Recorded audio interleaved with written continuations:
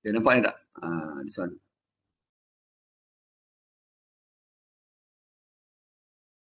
Okay, nampak doktor.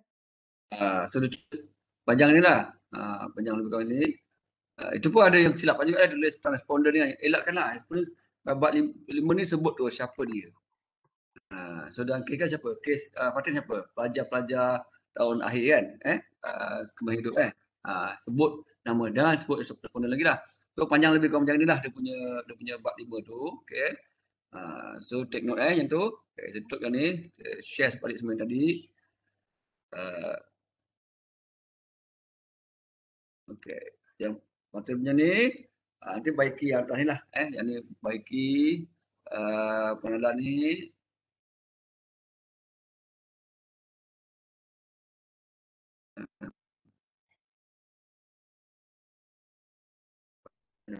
Okay. Okay. Kajian Adapun rumusan kajian memadai lah. Rumusan pun cukup lah. Rumus dalam panjang-panjang ni dia tak jadi tajuk. Ringkaskan je rumusan. Rumusan. Lepas tu bila bagi rumusan ni, Doktor tak nampak doktor share. Baik. Ni. Yang pada ni. Nampak? Okay, doktor. Nampak dah. Okay. So rumusan ni, ini buang lah. Tak perlu lah. Kajian ni tak perlu. Ni rumusan. Okay. So bahagian ni, Patut boleh buat macam ni boleh tak? Bahagian ini akan merumuskan tentang apa? Tentang yang pertama latar belakang pelajar kembali hidup, pelajar apalah SPJ ni lengkap boleh panjang. Yang lagi tak tahu apa ni, kes ni apa. Kemahiran hidup lah, tak panjang. Sarjana muda tak lulus pendidikan kembali hidup, sekolah pendidikan ni kan. Panjangkan nama penuh dia. Latar belakang mereka lah, menurunkan latar belakang mereka yang dilibatkan dalam kajian ini. Saya sebut yang dilibatkan dalam kajian ini. Sebut tu. Dan juga yang kedua akan menemukan hasil dapatan kajian tau. Hasil dapatan kajian mengikut persoalan kajian ataupun mengikut objektif kajian. Okay. So sampai bawah ni 5.21. Boleh ni latar belakang pelajar SPH ni. Dalam kajian ini pengaji telah memilih, bukan Fatin pilih, telah melibatkan. Ni tulis. Kajian ini telah melibatkan. Jangan tulis pengkaji tu. Kajian ini telah melibatkan seramai 28 orang pelajar tahun akhir bla bla. Macam ni bagus tulis tu Okay. Kemudian ini apa ayat ni? Seramai 10 pelajar lelaki dan beberapa perempuan terlibat dalam kajian ni. Cuba bagi ayat yang mana kebanyakan doktor? Kan? Majoriti ataupun lebih separuh daripada pelajar SPH yang terlibat kajian ini adalah pelajar perempuan. Tak payahlah angka kan. Kebanyakan dia berbanding pelajar lelaki kan. Dan itu ada point tau. Di segi aspek pendidikan ada point tersebut ni. Apa point dia? Kalau orang umum baca dia tak faham. Kalau kita ni sebagai sarjana kita faham apa? Kalau kita sebut dulu, kebanyakan pelajar yang terlibat, pelajar-pelajar kembali hidup yang tahun akhir yang terlibat dalam kajian ini adalah pelajar perempuan berbanding pelajar lelaki. Apa maksud tu? Kalau apa yang saya faham, pelajar perempuan tu lebih banyak daripada pelajar lelaki yang terlibat dalam kajian ini. Maksudnya kan. Maksudnya kalau senang. Yang ambil profesi perguruan ni khususnya option PH ni cikgu perempuan, orang perempuan. So kalau orang nak refer kita kajian, esok kalau nak refer kajian kita kan, dia buat kajian juga kan. Kajian tentang isu gender kan, isu jantina kan, kata. Ya, tentang kakulah kan. Kakulah yang mengajar sekarang orang perempuan. Sama yang belajar pun kan perempuan jadi bidang profesi perguruan ni kan, khususnya dalam option KH. Nampak tak? Situ ada point. Itu dia panggil, kita sebut dalam dunia pendidikan sebagai apa ni uh, contribution to the body of knowledge. Sumbangan kita kepada ilmu tu. Kan itulah. Oh, itulah kajian ni betul dah tunjukkan. Mana orang boleh refer kat kita. So ayat tu biar jadi macam tu. Jangan jadi ayat bab 5 ni ayat dalam bab 4 iaitu melaporkan angka-angka laporkan berapa persen, berapa ramai kan. Tak, yang ni apa makna angka tu? Maksudnya dia kata angka tu apa? Ramai, majoriti kan. Dalam kes ni mungkin 10-18 orang, ini daripada 28, berapa persen berapa? Maknanya lebih kurang dalam lebih daripada 50% kan. Lebih separuh kan. Perempuan kan. So ramai perempuan berbanding lelaki kan. So boleh katakan apa? Hampir 2/3 kan. Betul tak? 2/3. So nyatakan ayat itu. Maknanya perkataan ayat ni adalah ayat yang berbentuk tersirat. Kan. Yang tersurat tu angka tu. Kan. Orang angka yang jual dah tahu 10, 18 orang kan. Itu tersurat. Yang tersirat ni apa makna angka tu? So tulis macam tu. Jadi bila baca bab 5 sedap baca. Faham ni. Direct kepada pembaca tu. Okay. Kemudian tengok ayat berikutnya. Kebanyakannya mempunyai peringkat. Jangan peringkat umur. Kan. Ini ayat dia ayat uh, uh, uh, ini ayat daripada kutip daripada apa analis daripada isu kajian kan. Okey, kebanyakan yang terlibat dalam kajian ini yang berumur antara 22 hingga 20 tahun. Kan? Faham. Lepas sambung ayat ni. Jangan biar kontok macam ni. Bila ni kebanyakan yang terlibat dalam kajian ini yang pelajar ni berumur antara 22 hingga 20 tahun dan kesemua mereka telah pun mengikuti ataupun mempunyai pengalaman mengikuti latihan mengajar di sekolah.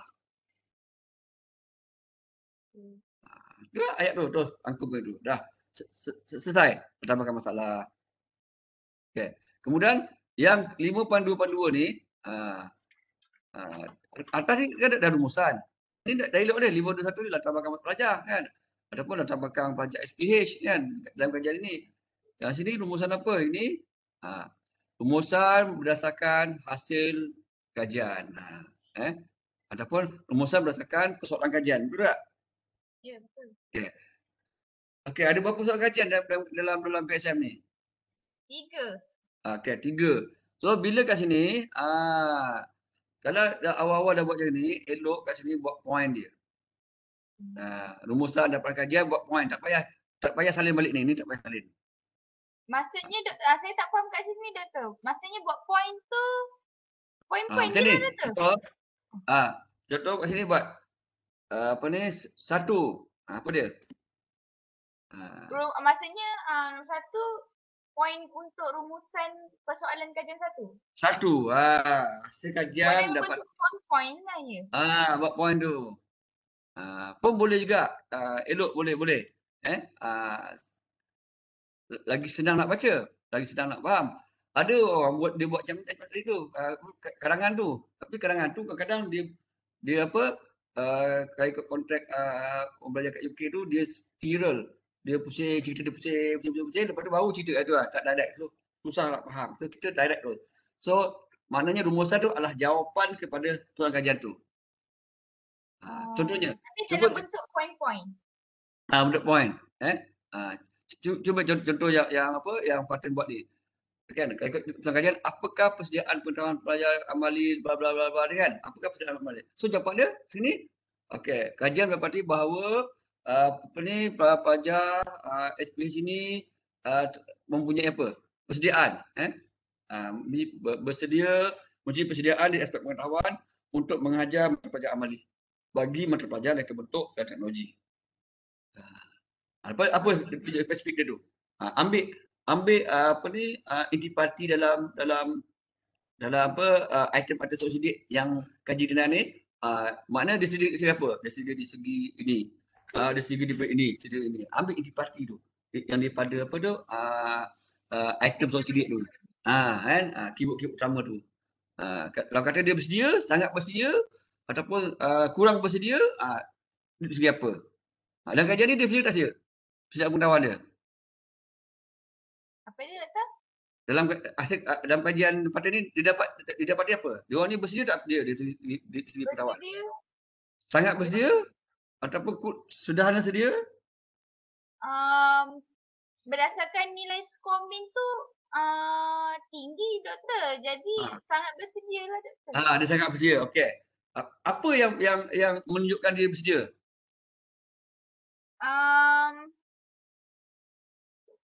Macam mana nak tahu tu? Dari dia punya nilai item skor min tu lah doktor. dia bersedia itu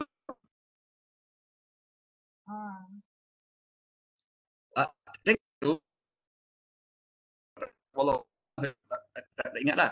Tapi ada berapa banyak item kan. So item tu yang mana paling tinggi tu? Yang menyumbang kepada nilai min tinggi. So kat situ lah. Sebut mungkin dia bersedia pengetahuan tu dia dah pergi. Tak tahulah. Mungkin ada tanya pada khusus kot. Dia pernah pergi khusus ke apa benda ke, dia belajar dekat UTM ke whatever kan, ambil yang tu. Berdasarkan pada item soal sidik yang patron buat tu lah. Yang mewakili soalan kajian satu tu. Pada ingat tak item nombor apa untuk soalan kajian satu? Apa doktor? Pada ingat tak item nombor berapa untuk soalan kajian satu? Sekejap doktor, saya tengok bab 4. Tengok bab 4. Inilah persoalan kajian satu saya yang paling tinggi saya pernyataan dia macam ni doktor. Pengetahuan yang sedia ada, saya dapat menyampaikan pengajaran mata pelajaran reka bentuk dan teknologi kepada pelajar. Jadi macam mana saya nak letak dalam bentuk ayat yang mengatakan yang pelajar ni bersedia doktor? Ada persediaan pengetahuan. Jadi dah tersebut yang umum bahawa kajian mendapati bahawa para pelajar ni sangat bersedia dari segi pengetahuan untuk mengajar amali bagi mata pelajaran RBT ni. Di mana kebanyakan mereka ataupun hampir keseluruhan mereka telah mempunyai pengetahuan sedia ada kan, yang keyword tu kan, pengetahuan sedia ada sebelum ni. Iaitu mereka yang telah mereka perolehi daripada pendidikan awal mereka di sekolah menengah, kemudian semasa mereka di peringkat rujuk latar belakang, ada tak latar belakang pelajar ni? Ada tak ambil data pelajar ni aliran apa? Sebelum masuk UTM ni apa? Diploma ke, pelajar apa? SPM ke, STP ke? Tak ada? Ada doktor. Tapi bukan doktor hari tu kata jangan letak ke doktor? Kalau tak guna? Apa dia? Kalau tak guna, tak payah letak. Tapi setakat ni benda tu guna tak doktor?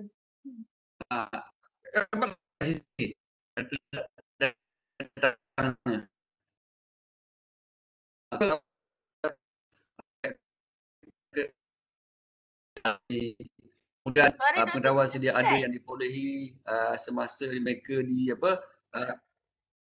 pengetahuan yang mereka ada semasa belajar di semasa mereka belajar di UTM ni. Sampai tak lah. Kat sini lah.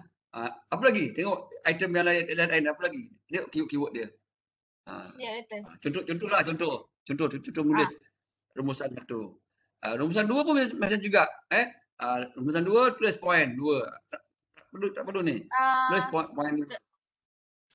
Kurangnya nak berapa poin doktor? Ikut soalan kajian lah. Kalau ada soalan kajian ada 3 lah. Tak, maksud saya untuk satu persoalan tu, saya sekurangnya berapa poin saya nak buat rumusan tu? Satu soalan 1 poin lah. Poin dia punya huraian dia. Huraian dia berdasarkan kepada item soal sidik tu lah. Yang mana tinggi tu yang mewakili dia. Ataupun kalau rendah, yang mana paling rendah mewakili dia. Okay. So, yang kedua ni persediaan kemahiran. Sama juga. So, kaedah yang serupa juga kita pakai. Buat poin 2. Yang 3 pun sama juga. Ringkas yang 2, 3. Tak perlu macam ni. Tak perlu ulang balik soalan kajian sebab orang dah baca bab 1. Okey. Terus yang huraian ni saya padam lah kan doktor? Baiki sikit. Baiki ayat-ayat tu, masukkan maklumat yang saya beri tu. Sebab bila baca ni macam tak ada maklumat tu. Kadang-kadang yang ketiga kan. Apakah kesediaan sikap terhadap pengurusan masa ni? Jawapan dia apa? Oh, kajian mendapati bahawa pelajar ni mempunyai kesediaan di aspek sikap dalam pengurusan masa. Kan? Sangat bersedia di segi sikap terhadap kan. Itu jawapan kepada soalan kajian tu. Oh, perkataan sangat bersedia semua tu lah. Bersedia ke atau kan. Tapi make sure dia, ayat pertama mesti dia jawab pada soalan kajian tu. Kan? Kemudian bab 5 perbincangan. Okay, perbincangan tulis je 5.3 perbincangan. Ni tak payah, saya buat tulis perbincangan. Okey. Okey, 5.31 ni okey, bagus dah tulis. Persediaan kemahiran pengajaran pembelajaran tutup. That's good, bagus tulis macam ni. Tapi tak payahlah ni di UTM ni. Oh, UTM buang. Ni di UTM ni tak payah. Panjang sangat ni.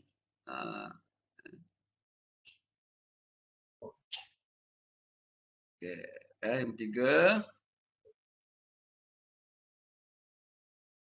Sama juga 5.32 ni. UTM buang. Tapi ada apakah ni? Ada apakah 5.2 ni? Tak ada kan? Okey, ni persediaan bagus. Ni 5.3 ni ada apakah ni? Macam soalan kajian pula. Oh, saya terkopi yang persoalan kajian. Saya ambil ambil dia punya ni. Persediaan kemahiran pelajar Bali dah. Cukup. Betul. Okey, 5.34 pun sama jugalah. Cara tulis dia. Ni nampak apakah ni? Ni 5.3, sorry 5.33 5.33. Okey. Okey. Buang tanda apa soalan pun buang. Betul.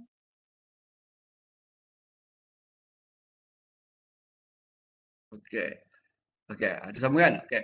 Tapi ayat sama juga ni. Yang depan-depan ni, yang awal ni 5.31, 5.32, 5.31 ni bila nak mula tu mulakan dengan kajian ini mendapati bahawa contoh yang daripada satu persediaan pengetahuan. Kajian ini telah mendapati bahawa para pelajar kemahiran hidup ini mempunyai persediaan yang baik untuk mengajar mata pelajaran reka bentuk alat bukti terutama dari segi aspek pengetahuan kan pengetahuan lepas tu barulah kaitkan dengan kajian kita lepas. Okey. Hasil kajian ni selari dengan pendapat ataupun selari dengan hasil kajian sekian orang ni. Yang mana pelajar-pelajar KH memang mempunyai persediaan segi bla bla bla bla. Kan?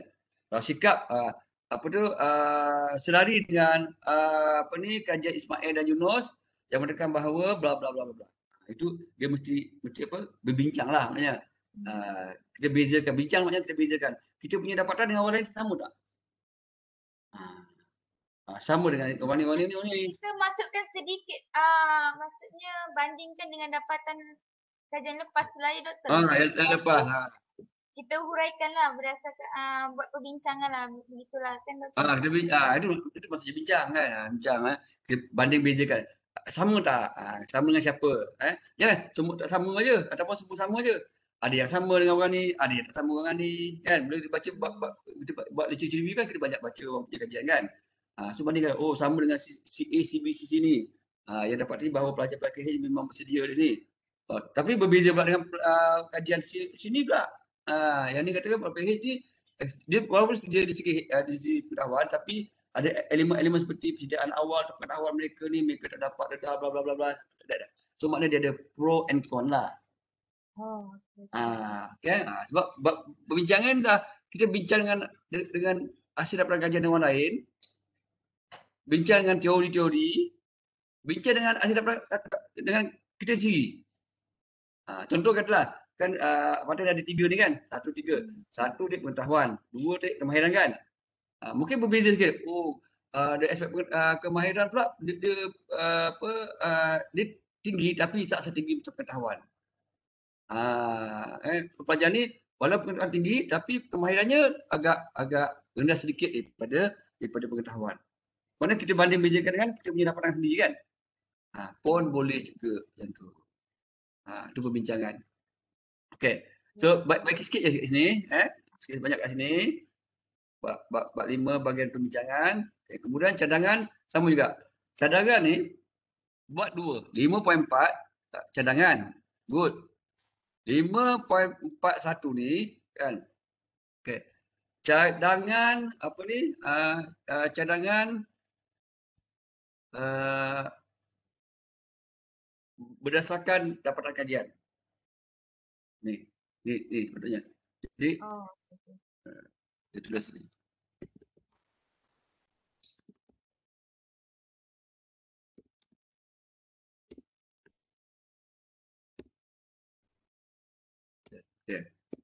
Okay. So bila Fatih tulis ni, UTM, tulis dulu. Kajian mendapati bla bla bla bla. Di situ disyorkan supaya, dicadangkan supaya pihak UTM bla bla bla bla. Betul juga pada pihak lain. Sekolah. Beritahu dulu. Kajian Fatih dapat apa. Lepas tu baru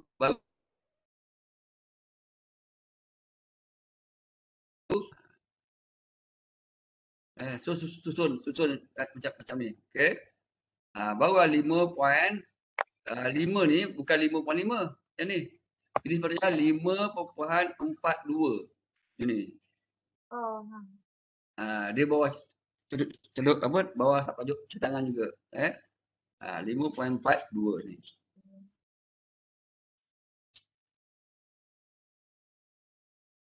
Betul. 5.5 ni buang. Okey. Itu je. Penutup. Okey. Okey, itu je. Okey. Ada soalan tak? Doktor, selepas saya baiki bab 5 ni, doktor nak cek lagi ke atau saya terus masuk ke e-project PSM? Saya semula berserta dengan bab 4 tu. Okey.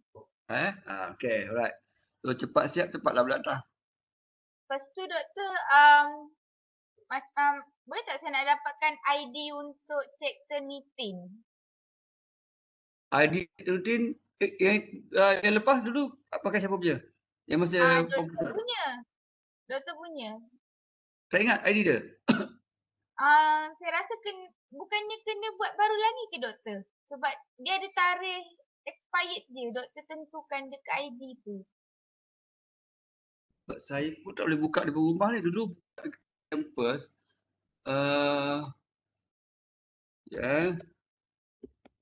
Tapi pakai, rasa tu dia lama boleh.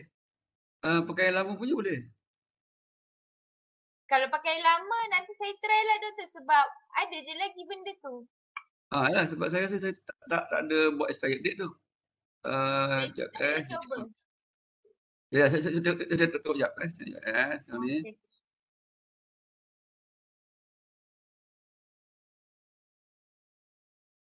Okey, saya buat tadi ingat PSM 1 PSM 1. Okey, dia punya end date adalah 31 Ogos. 31 Ogos 2021. okey. Sempat lagi lah doktor. Nampak? Masih aktif lagi ni, tak expired pun saya tengok. Okey doktor. Pakai dia punya ID yang sama. ID, saya tengok join, TA, all classes, PSM, ID sama. ID sama. Boleh, sebut lagi.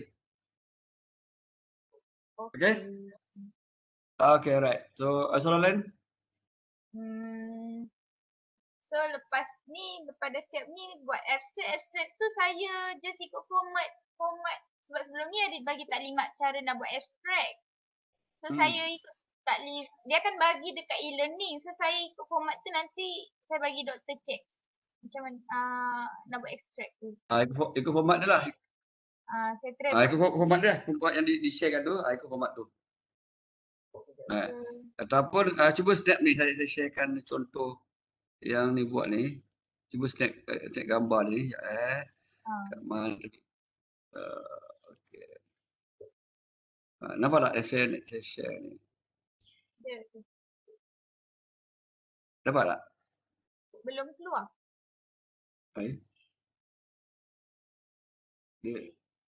Saya dah sharing ni.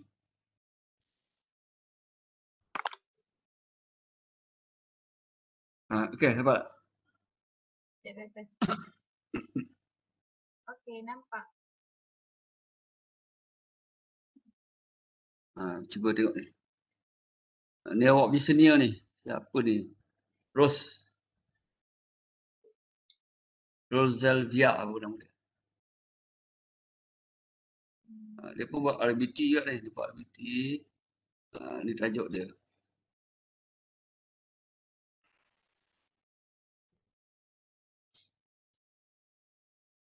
Ini student doktor yang doktor? Bawah saya.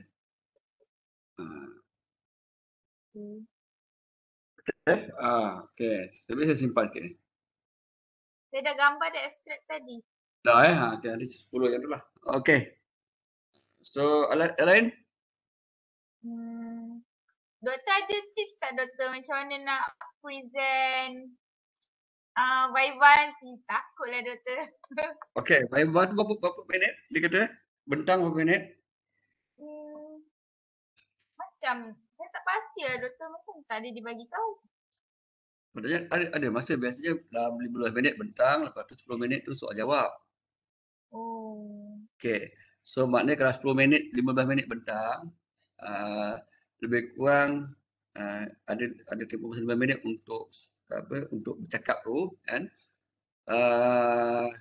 Maknanya PowerPoint tu maksimum 15 slide je.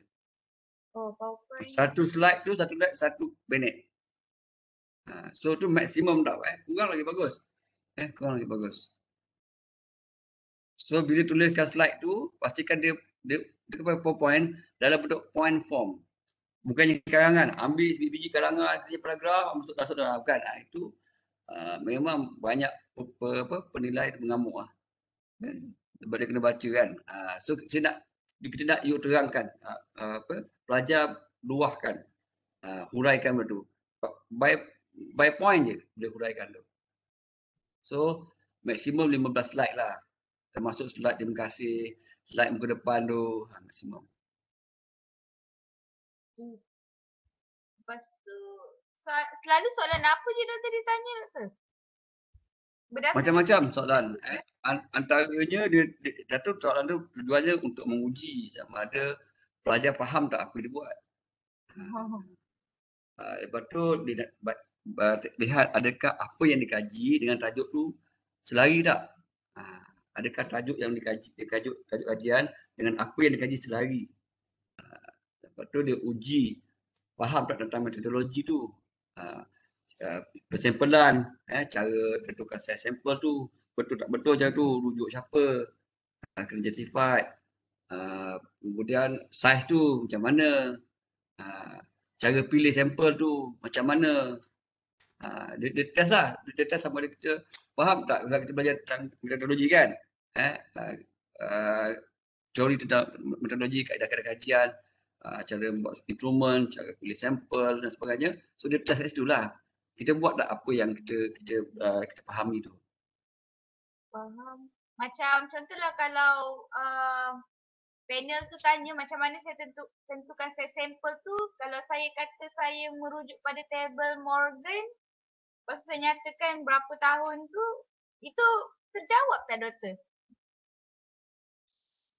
Tengok pada keadaan tu sama ada benda tu betul tak betul cara tu. Dia akan tanyalah betul tak betul kita buat tak macam tu.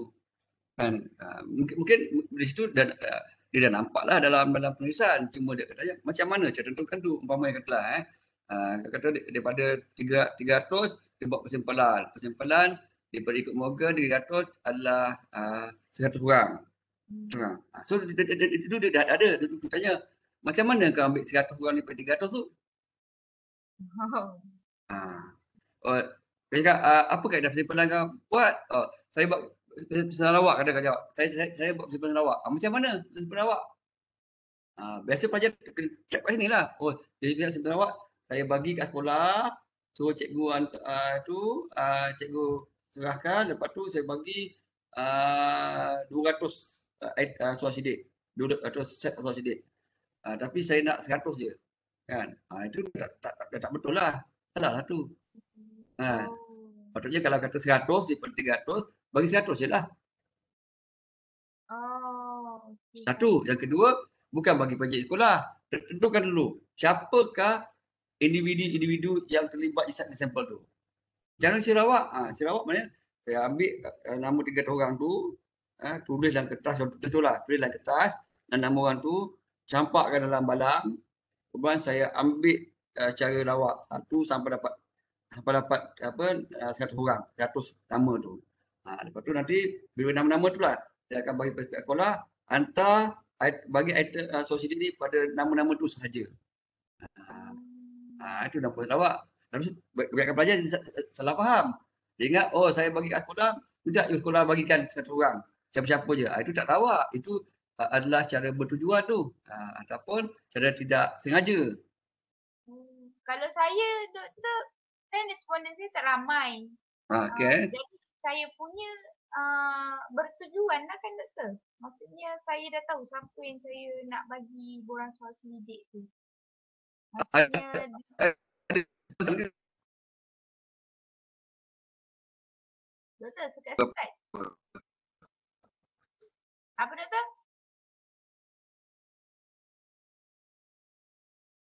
Sekat-sekat, doktor. Betul. Doktor punya, tak tahu lah lain siapa yang